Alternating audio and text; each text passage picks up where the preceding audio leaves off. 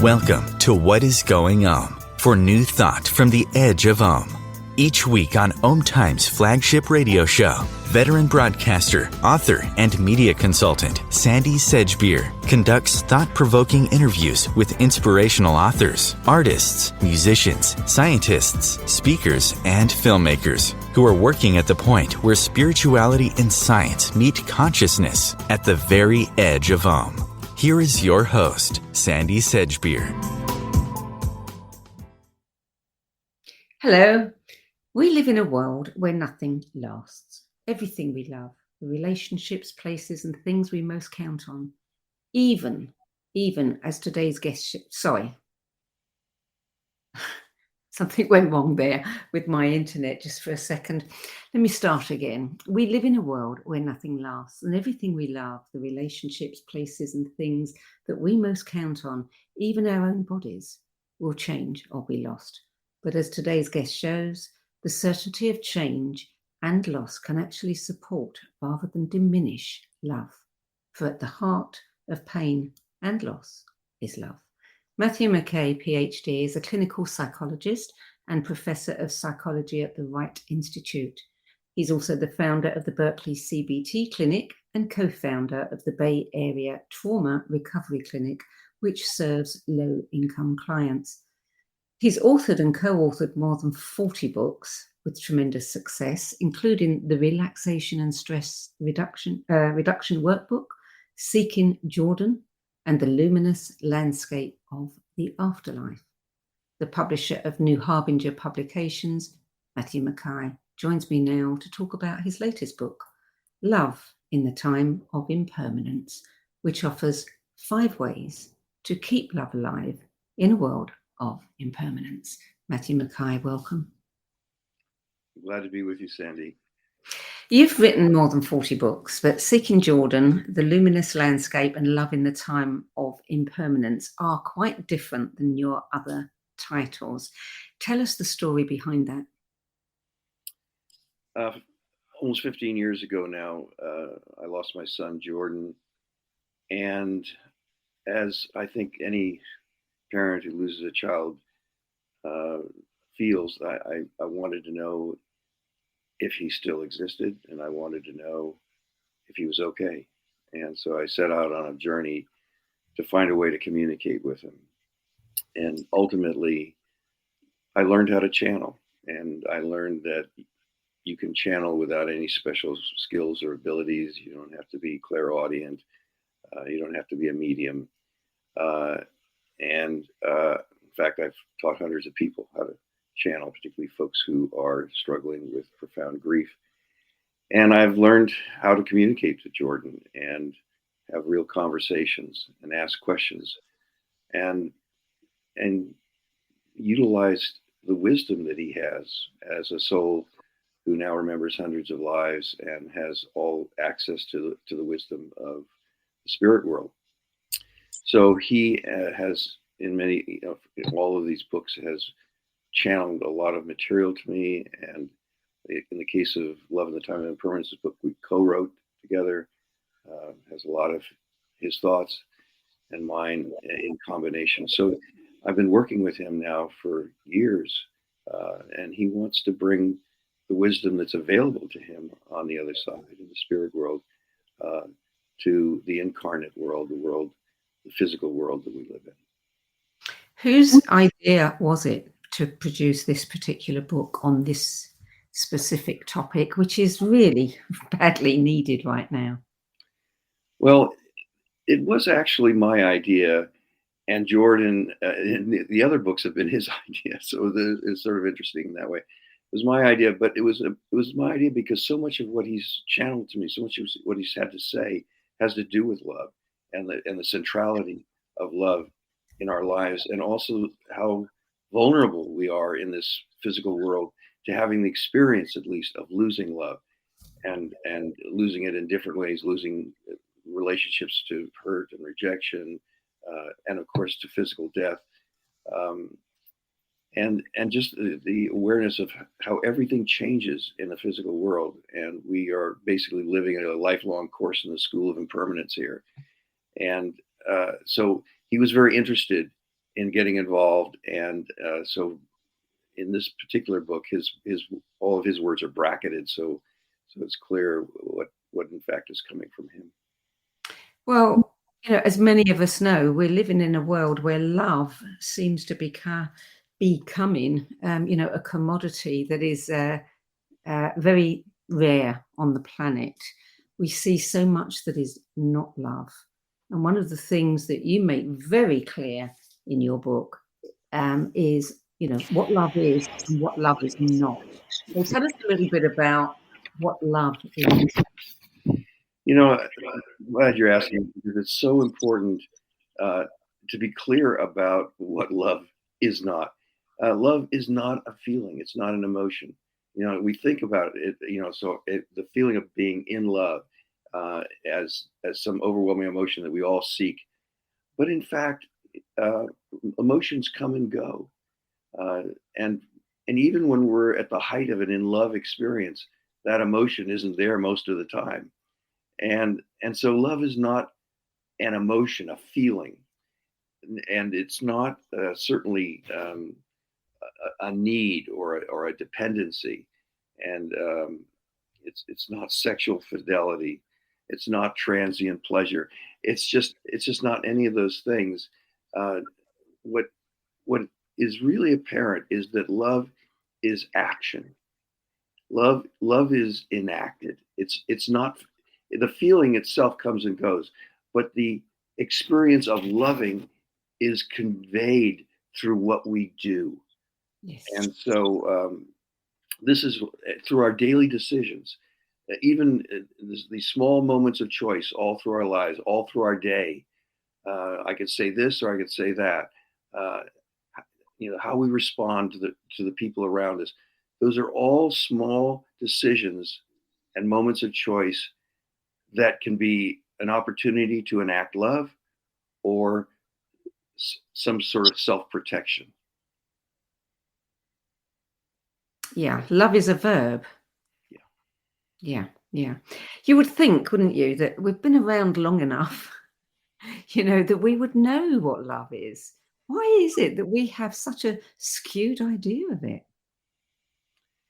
Because it's so conflated with popular culture ideas about the feeling of love, romantic movies and books and stories and narratives.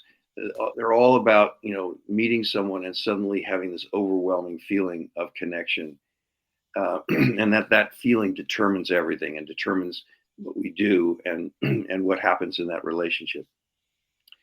And actually, nothing could be further than the truth.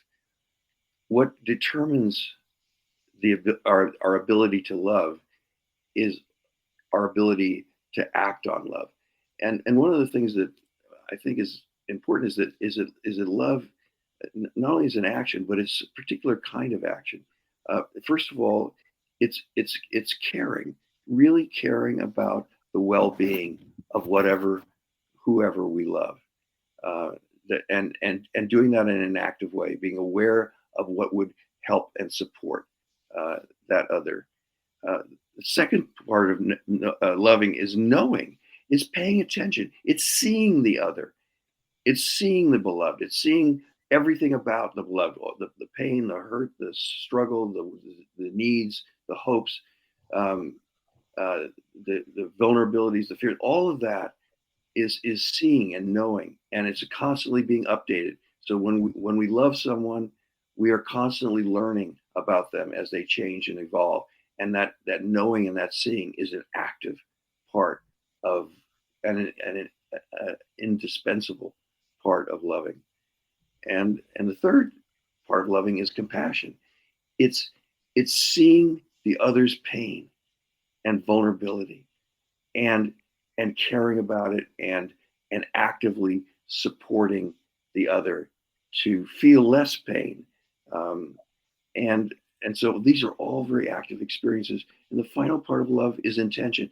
It's the intention to every day and in every moment of choice to act on love toward whoever we love, whoever we care for.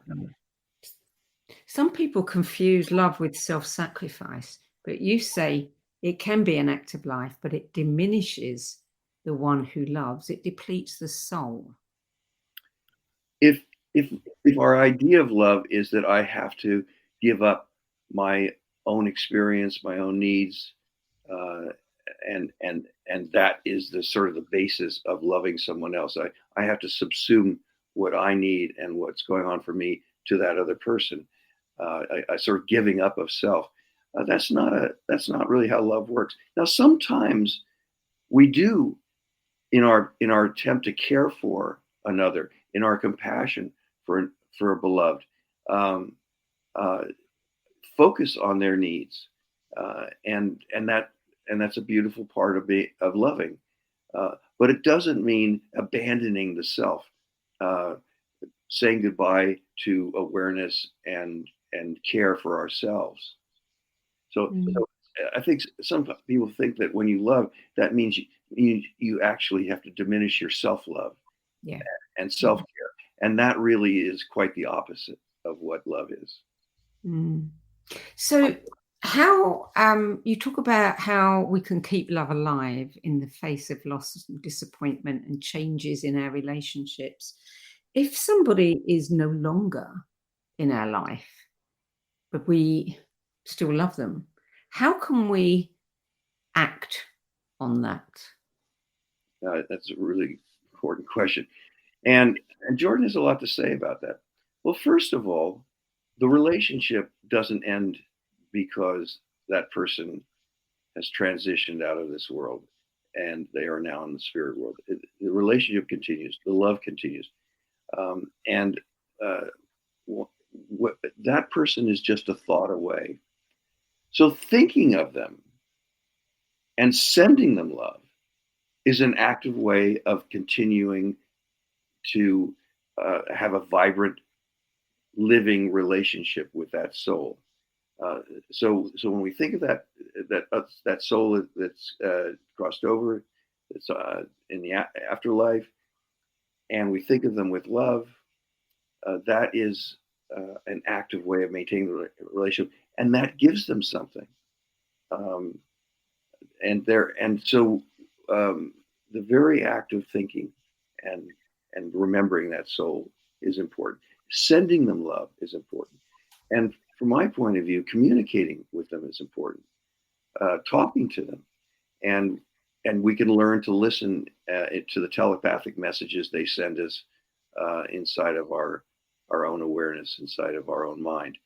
Um, so this is an active relationship, and it can continue to be. A lot of people think, well, that person's dead, it's over, I can't communicate. Even if they're somewhere in an afterlife, I can't. The relationship has ceased to exist, essentially. And that's just couldn't be further from the truth. And Jordan has been very clear about that with me. The relationships we have with our loved ones are absolutely inviolate. Death doesn't touch them, has no dominion whatsoever over the relationship and the love between souls.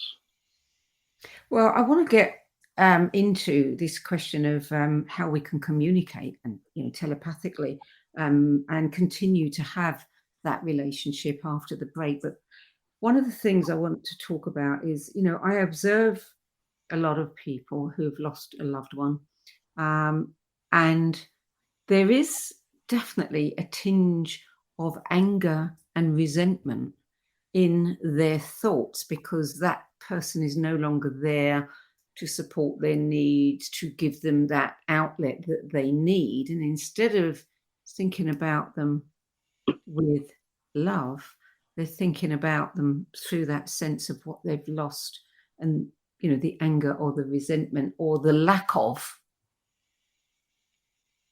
So what would you say to somebody who is, expressing in that way? Well, when we're in pain, we try to figure out, how did this happen to me? And the pain of loss is profound. And people will end up saying, well, what caused this? Well, my loved one left me. My loved one died. Maybe they didn't take enough care of themselves, or somehow their death seems premature, and so we blame them somehow for the abandonment, for the hurt, for the pain that we're experiencing. And it's very understandable. but the problem is that we're seeing the relationship from the point of view of ego, my own needs, what my experience is, and from the pain that I'm suffering of loss. And part of the work then is to actually move our attention away from self to the beloved. What is it about them that I love? What is it about them that I've counted on? What beautiful qualities have supported and helped me? Um, and as we focus on the beloved instead of on my own pain and loss, and start sending them love, Yeah. the relationship reactivates. It's always been there, but it's latent, and now the relationship it reanimates, and I start to have um, contact, connection, and I can actually start getting nourishment from the beloved who's on the other side. So the main thing is to kind of move away from that immediate awareness of my own self and what's happening to me and my hurt and my loss, and bring my attention to the beloved and the things about them that are beloved, that I care so much for. So this is what you mean when you talk about pain and loss being pathways to love. Yeah, that's one of the ways. Yeah. Why is there so much pain in this life? Has Jordan ever told you? Yeah, he's very clear about that we come to this planet, and everybody who lives on this planet knows how hard it is, and how challenging it is. And in fact, there are many planets where souls incarnate and learn, but this is one of the most difficult, one of the most challenging. It's sort of notorious in some ways among places souls incarnate. And so we have a lot of challenge and struggle here. We have physical pain. We have incredible emotional pain. Um, and of course, we have the pain of impermanence, that we keep losing things that we count on that matter to us. Mm. And so it's a very difficult place to live. But we come here to learn. That's what reincarnation is all about. We keep entering these lives to learn more and more, and to continue to evolve as souls. Because as we evolve, since we are all God, we are all part of the divine, we are all part of collective consciousness. As we evolve, the divine God all evolves. And so we have a very sacred and important role here. Everything we learn and all of the pain that we struggle with and all that the pain teaches us. And one of the most important things it teaches us is how to love in the face of pain, how to love when things hurt. All of what we're learning is essentially uploaded and becomes part of the wisdom of the divine. So it's a very sacred mission, and that's why we're here. And the pain and difficulty in this place is part of our lesson plan. If this was an easy place to live, and there wouldn't be much to learn, and love would be easy. There wouldn't be a lot of pain. Let me give you an example, just kind of a simple example. So a mom comes home from work. Her boss yelled at her. She's scared about her job. She's suffering from fatigue, anxiety, and her child has had a bad day. Is actually struggling emotionally at this very moment, struggling with their homework, feeling discouraged, and somehow, in the face of her exhaustion, her anxiety, uh, and sense of overwhelm, she has to find a way to love that child. See, that's what we're doing here. We're loving in the face of pain. We're learning how to do that. It's easy to learn love in the spirit world. There's no obstacles. There's no pain. But here, it's an extraordinary challenge. Or an example. Let's say you're sitting down with your partner, and your partner has some very difficult things to say to you about unhappiness in the relationship. And suddenly up comes a lot of shame, and you feel like you're inadequate. There's something wrong with you. Mm. And how do you enact love at that moment when you're full of shame, and all you want to do is hide or maybe get angry? And so we often are faced with these choices of acting on our emotions and trying to protect ourselves from pain, or finding a way to love in the face of that pain. And those are the lessons we're so deeply involved with here. As I said earlier, we are seeing a big lack of love, the absence of love in a lot of behavior that's going on worldwide right now. But also, there's a lack of self-love. And you make a big point of talking about self-love and how we can learn to do that. I don't think that there is anybody on this planet who hasn't experienced lack of self-love at some point in their life. So what do you recommend to help people learn to cultivate that for themselves? That was a wonderful question. I mean, if I could just answer that question in a little bit of a roundabout way, what destroys love is one question. And as a couples therapist for more than 40 years, I've witnessed the death of love, the loss of love, many, many times with people. And it was one of the motivations for me to write the book. And what kills love is judgment. Judgment is what kills love. And so, we get disappointed in our relationships, and we want things that we're not getting, and and love acts in ways that are that are contrary to what we're hoping for or needing in the relationship, and we react to that pain with judgment. There's something wrong with them. They're bad. They're inadequate in some way, and oftentimes along with the judgment goes anger. And it's that act of judgment that undermines love. And self-love is the same.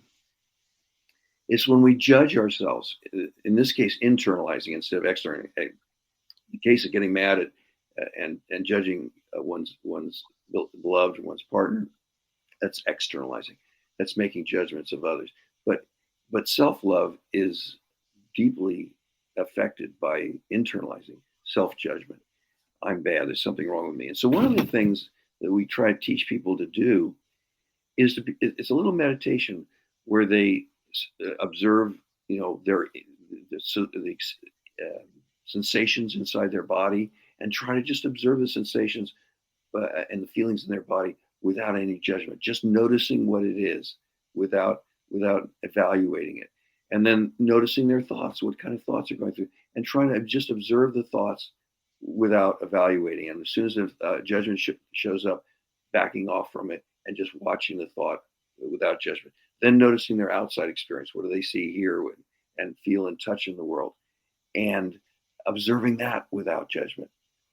And finally noticing their emotions and just noticing what the kind of the tenor of their emotional life at this moment is inside. And even for a little while, how it might be changing or morphing. And watching that without judgment. So we teach people how to watch their experiences, and when they have a judgment, notice a judgment and pull back from it, and learn the Tao, or the spiritual discipline of observing without evaluating. And so that's one of the things we do. And then there's a lot of teaching self-compassion. Noticing my own pain, noticing what hurts, and having compassion for my pain, but compassion for the struggles that I live with, for the painful feelings that I experience, painful thoughts I have, the physical pain, to have compassion for how hard it is to live in these bodies on this planet. And so that's another thing we try to build. And then a third thing is self-care, how to care for oneself. And we have this whole process called the morning intention of, each morning, how, setting the intention of today, how am I going to love myself? How am I going to take care of myself today? In what specific ways I'm going to do that? And setting out each day with that intention. So self-love can be built with a series of practices but mostly what it does is it helps us climb out of judgment and into the seat of awareness, of just knowing, of seeing, of experiencing things as they are without judgment. I'm glad you mentioned compassion, because as you were describing, the judgment and the first part of that, I was thinking, well, it's easy for us to be objective of others. It's not easy to be objective about ourselves. So how, where do we actually begin to find that opening place where we can, take that step back and be a little bit more objective of ourselves? And as you've said, compassion really is a great place to start, because we're not taught to have compassion for ourselves. We're taught that that is selfish. Yeah, the biggest obstacle to self-compassion is our almost constant reflex to avoid pain. We don't want to think about pain. We don't want to try to push the experience of pain away. Yeah, we numb it. We drink it away. We do whatever we can to not feel pain. Well, if you don't have access to your pain, to your suffering, you can't be compassionate. Because compassion is recognizing how the pain of the other. So if other compassions, we have to see the other and all their struggle and what they are going through. But we also, if we're going to have self-compassion, have to see our own pain and appreciate how hard it is to live here and how much we struggle and how much the obstacles that we keep facing in this life.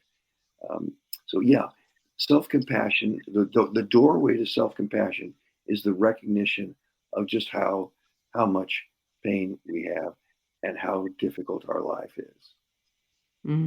Yeah, yeah. We're always trying to transcend those things. We don't sit with them and just acknowledge and say, yeah, it really does suck. A lot of us have a lifetime commitment to avoid awareness of pain. I don't want to feel that. Deliver me from it. Get away from that. But that same idea, I got to get away from the pain, prevents me from having self-compassion, because I'm not experiencing, I can't see my pain.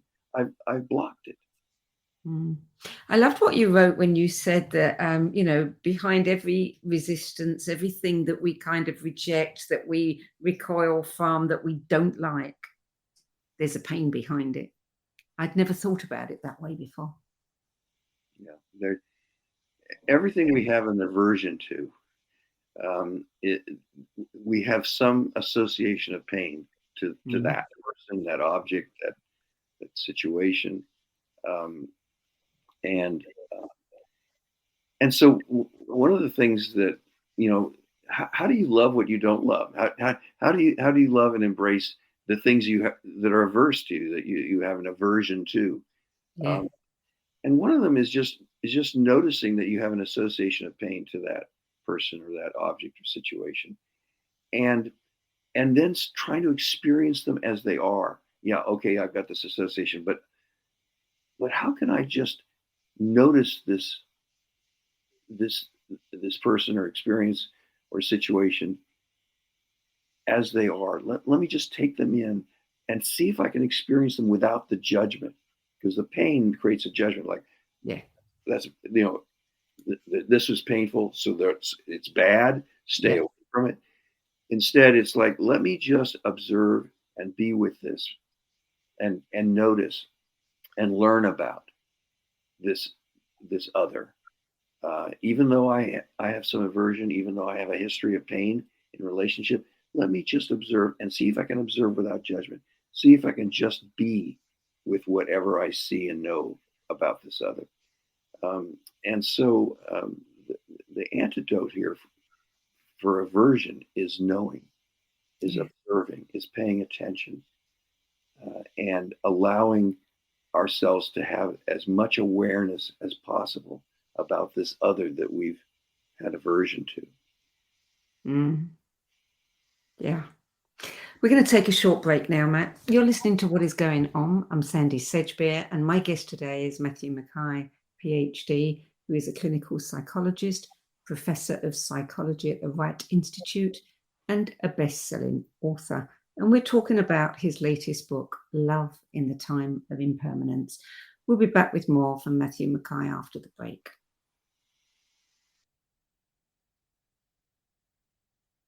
OMTimes TV.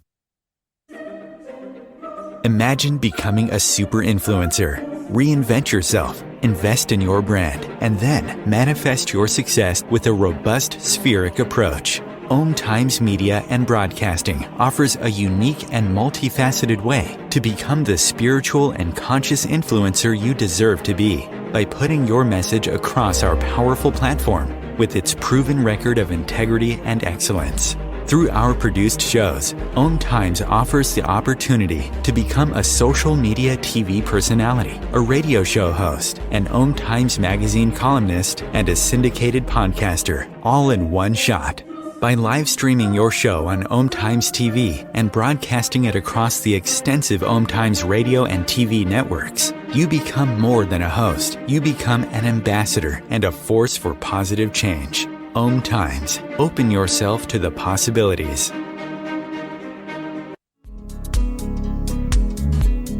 Hello, I'm Sandie Sedgbeer, host of OMTimes' flagship radio show, What Is Going On? And as an author, editor and 13 times book judge who's read thousands of books and interviewed hundreds of authors, I'm constantly asked what's really worth reading and what's not.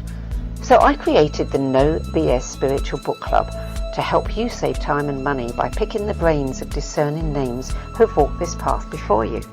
There's no catch, no fees and no BS, just an ever-growing library of 10 best spiritual book lists from some of your favourite authors and teachers, plus free book excerpts, audios and video interviews with people like Don Miguel Ruiz Jr., David G., Lee Harris, Mark Nepo and more. From well-known classics to hidden gems you've never heard of, it's the only no BS guide to the best spiritual books to enlighten your journey of self-discovery. So why not join the club?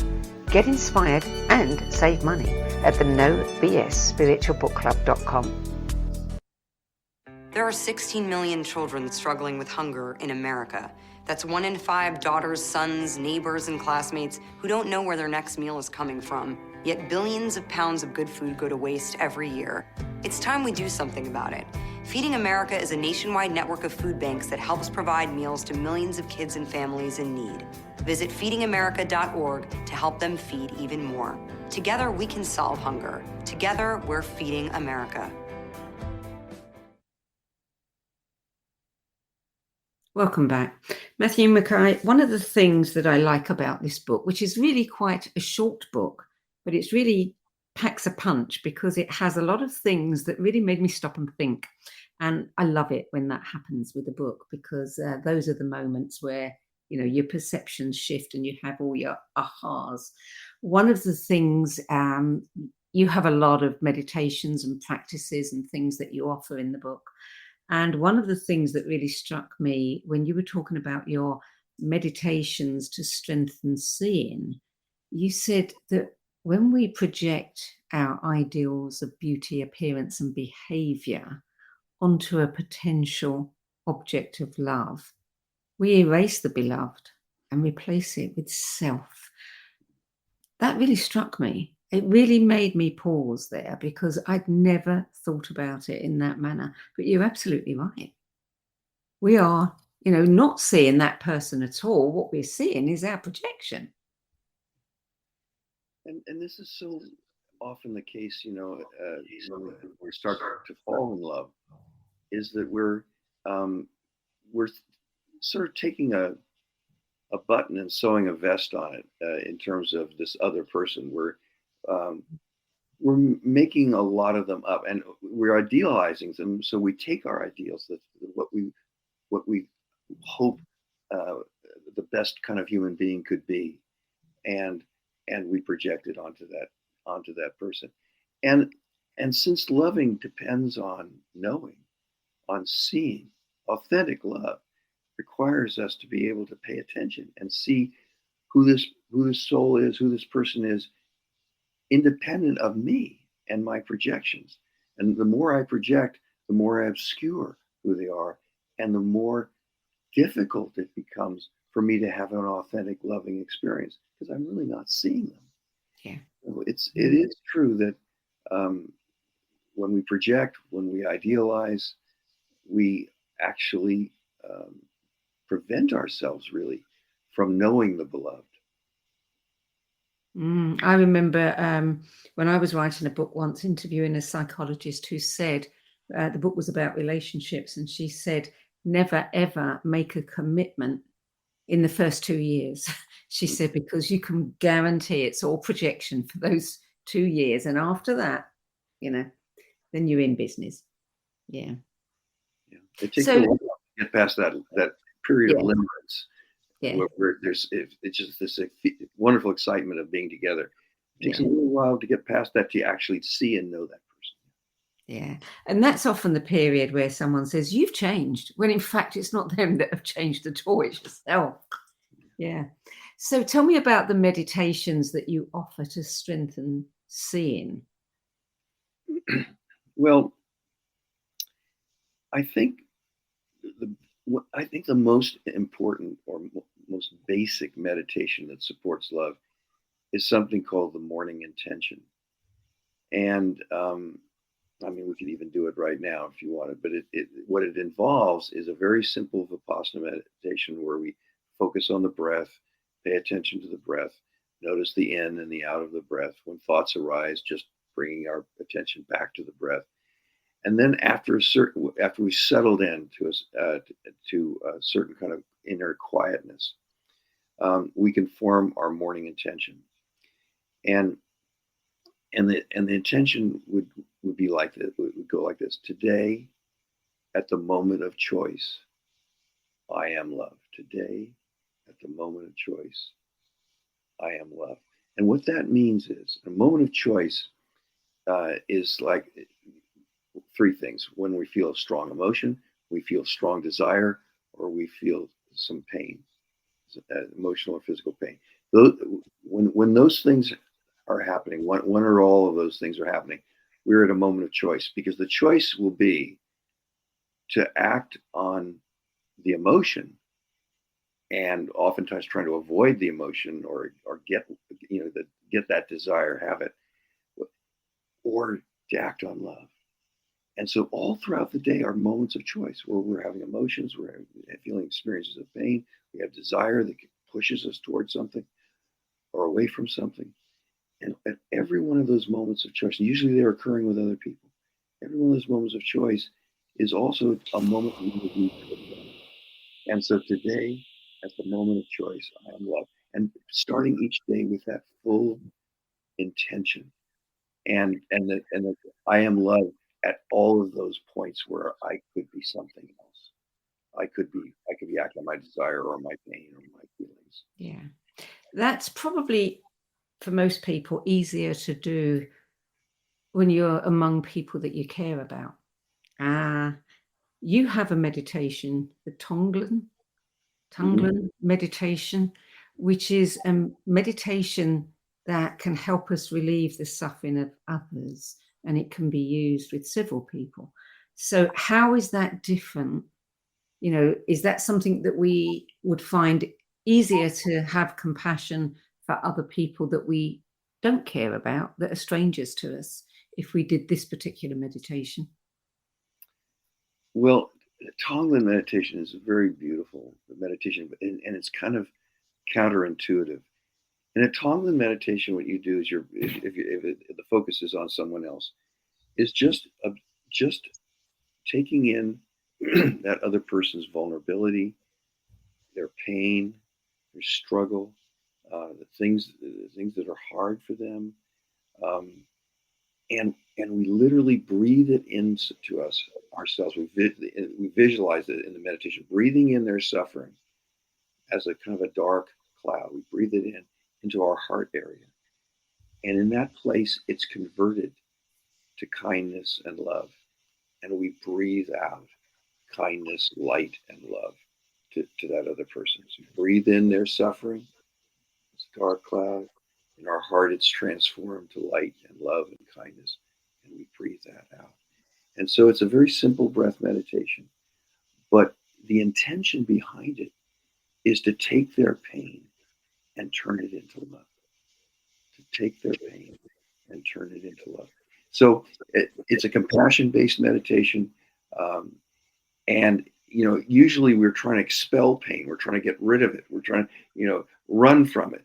And so that's why it's counterintuitive. We're actually taking in their pain. And we can have a Tongan meditation for ourselves. Take in our own vulnerability, our own hurt, our fear, our struggle, our sadness. Breathe that in again as the dark cloud in the heart is converted into kindness, love, and light, and breathe that out to ourselves.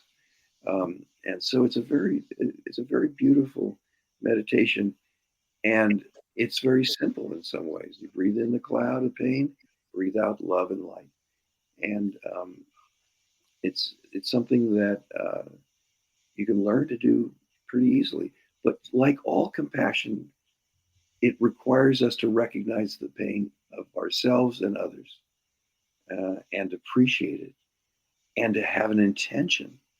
The Dalai Lama, talks about pet compassion is it's the awareness of suffering and the intention to heal and do something about it. And so that's what the Tongan meditation is. It's the awareness of suffering, bringing it in, breathing it in, and breathing out light and love, which is the intention to do something about it, to convert it to love and light.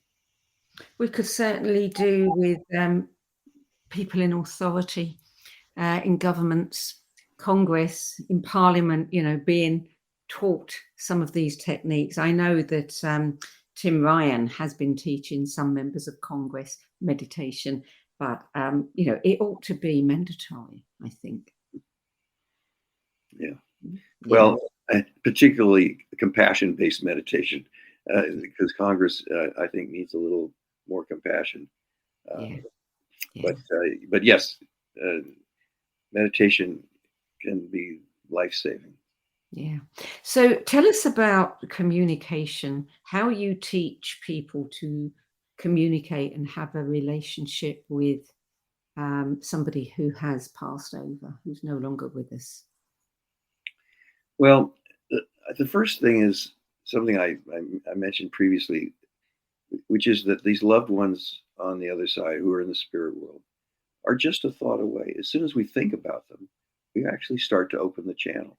Now, we don't know that because we just think about them, and we're not necessarily listening telepathically for what they're saying to us, and we're not necessarily sending a message. But in fact, when we think about them, we begin to open the channel. So if people want to very deliberately engage in a conversation with loved ones on the other side, they can. It's kind of a simple process. Get something that connects you to that person. It could be something that they gave you or something that belonged to them. It doesn't have to be anything of any value. It's just some object that connects you to that loved one on the other side. Do something for eye fixation, like get a candle that just kind of holds the attention of your, allows you to rest your eyes on something. And then just a very simple breath-based meditation begins to open the channel. Focus on your breath, and just for me, it's just I'll count each out breath. So the first out breath is 1, and the second out breath is 2. Continue to count up to 10, and then I may go through several rounds of 10 breaths, just focusing on the breath. And when thoughts come up, bring it back to the breath. When thoughts come up, bring your attention back to the breath. Very simple breath-focused meditation. And after a while, you begin to feel a kind of a quieting inside. And that's a moment where you can begin to really actively open the channel. And at this point, you can imagine an orb above your head, maybe 6 inches above your head, color of the sun. Just imagine an orb up there, and then imagine it elongating into a long, long sun-colored tube that goes all the way to the loved one. That's the channel. You're just visualizing the opening of the channel. And while you're doing that, just be aware of how much you love the other, because the love also is opening the channel. So you've done the little meditation, you've quieted, you have the intention to communicate, you visualize the channel opening with love. Then it's time to ask your first question. And I encourage people to write all of their communications down. I think it makes it easier. So literally write your question to that loved one, whatever it is. Are they okay? What's happening with them? What's the afterlife life like? What's going on up there? Or getting their advice, about things that matter to us. They have a lot of wisdom. They have hundreds of lifetimes they've lived and have awareness of lessons of that we don't remember here. We have amnesia for all our past lives. They have lots of wisdom, so we can ask their advice. So ask your question. Literally watch yourself writing the question down. And that's a form of meditation, literally watching the words form on a page. And then wait. Allow your mind to open. And then the first word that shows up in your mind, write that down. It doesn't matter what it is. And wait for the next word or phrase. Write that down. And keep adding words and phrases till you have what feels like a sentence. Wait to see what comes next. And in the beginning, often it's sort of halting, but the flow becomes easier because you get used to it, and you just listen to the telepathic messages as they show up in your mind, and you'll notice that the messages are often in a form that is different from how you talk or think. It's really more in the form of your loved one and how they communicate and think. Their style of communication. So you notice that what you're getting feels like it's distinct from you. It's not really your thoughts. It's coming from elsewhere. So just write down whatever the answers are, and when you're ready, when there's a pause, write the next question, and wait and listen to the first word, the first phrases that come up telepathically. Write those down. So now you have a conversation that and the writing of the conversation is really part of the meditation, part of the channeling and the opening of the channel. And also you have a record of the conversation. I have many hundreds of conversations with Jordan, and I have records for them. I like to go back and read them, even conversations we had years ago. So to keep a record can be really, really important because our loved ones have a lot of wisdom to give us. And also, you can learn about the afterlife if you want. How did you feel the first time that you actually communicated with Jordan and knew that you were communicating with him? It was kind of joyous. I mean, I had doubts like, is this really happening? I followed. I learned this from the late Ralph Messner, who was a kind of a specialist in after death communication, and I went home and did the practice just as I described it to you, and and I found myself getting telepathic communications with Jordan that were quite distinct from me and how I think, and he was saying things that I had actually not occurred to me. There's new information, new ways of looking at things, and I was surprised by that. And his style of communicating was distinctly his own, not mine. And so I could feel the authenticity of it, even though I had doubts.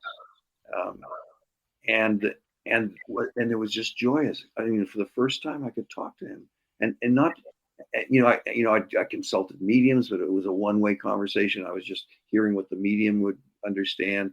I did something called induced after-death communication, which is an extraordinary thing based on EMDR that I heard him talking to me, but I was not able in any of these experiences to have a conversation and to actually talk back and forth. And when he said something that made me curious, I could ask a question and he could follow up and say more. And it was just beautiful.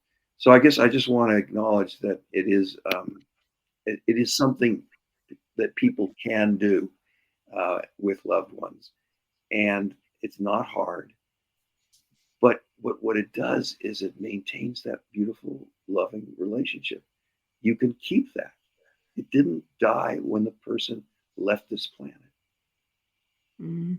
You did a process with Metzner, which was divination to your dying day, which you said is an extraordinary preparation for one's last hours and the disillusion of illusory boundaries between self and other. Why did you do that, and what did you learn? Well, one thing I learned is that as we approach death, there are a series of losses that was very sad, um, and I had to encounter that. I had to kind of get used to that idea. That at least for me, as I approached death, there would be a series of losses that would kind of limit what I can be and do in this world. And but what I also got, I could see my moment of death, but I could also, I could transition from there to the next life. And what I did experience was death is just a momentary transitional process. It's not enormous. I mean, to us it's enormous because we don't know what's beyond it. But I could see what was beyond it in the divination, and I could see how minor it is in the scheme of things, in the greater reality. It's simply moving from the physical to the non-physical to the spirit world. And in that movement, this beautiful opening of light and love that is available to us that here is obscured, and that we have amnesia for all all that light and love that's in the spirit world. So it was both.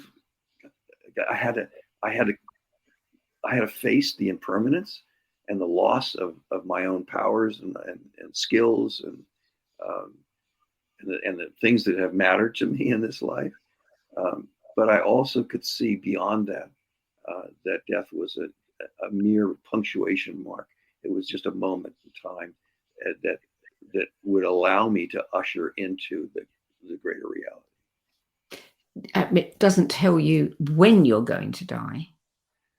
Well, I had a pretty good idea of, of course, this is a projection from a certain moment in time, and I did this quite a number of years ago. But I had a pretty clear idea, and as Ralph said, all the intervening circumstances and choices and things I do could change that one way or the other. But I had a pretty good idea of how long I would live. And that doesn't. I'm not necessarily recommending this to people, by the way. I mean, it was something that I experienced. That the beauty of it was that I could see beyond death. That was the thing that meant a lot to me. And actually, there are other ways of doing that. There's a whole process of it's called life between life hypnosis, and it's a hypnotherapy process where we move people into past lives, their immediate past life, move to their death in that past life, and then they can go to the life between lives, to the spirit world, and experience that. And I've done that with many people and helped them have that experience. And that particular meditation, or not meditation, it's a hypnotic process, was developed by Michael Newton. And anyway, it's a beautiful process. And I think that would be, I would recommend that over going to one's death in this life. Go to the past life, move from your death in that past life into the life between lives, and experience that. One of the most important things you can experience in the life between lives, by the way, is your purpose for incarnating to this life. Why did you come here? What was your lesson plan? What were you trying to learn in this life? You chose a certain family, a certain body, a certain environment, a certain era and time and place. What were you wanting to learn here? And so those are questions you can get answers to in life between life. Would you say that you have fulfilled your plan?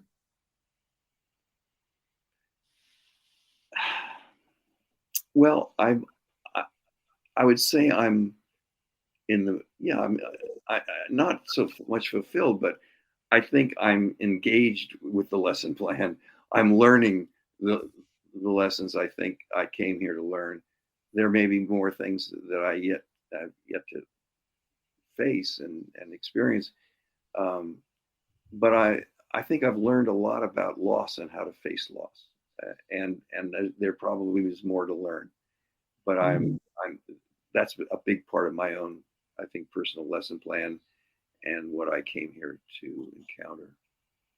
So one last question. Have you and Jordan decided what the next book is going to be?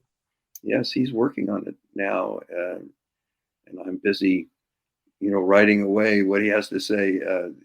This is a book we calls it Soul Freedom. How to reach a place where you can actually make free will choices, and because free will choices are really very important to growth. The purposes of coming to this planet is to grow, learn, and evolve. Being able to make choices that are not just automatic and habitual, but real free will choices that we make authentically, is an important part of our growth. And so the whole book is about how to move toward the freedom to choose. Wonderful. So where can people find you, Matt? I know that you have the website seekingjordan.com about the book, but is there any other place that people can interact with you or learn more about your work? Well, if somebody wanted to reach me in particular, my email is matt@newharbinger.com. So if you felt like you needed to reach me, you can send me an email. Matthew McKay, thank you so much. We've run out of time now. It's been a pleasure to talk with you. And Love in the Time of Impermanence by Matthew McKay is published by Park Street Press, a division of Inner Traditions International. That's it for this week. I will be back at the same time next week, but it will be 2 hours later than this. We're changing the time of the show to 9 a.m. I think that's a little bit easier on me and everyone else as well. So till then, it's goodbye from me, and thank you again to Matthew McKay.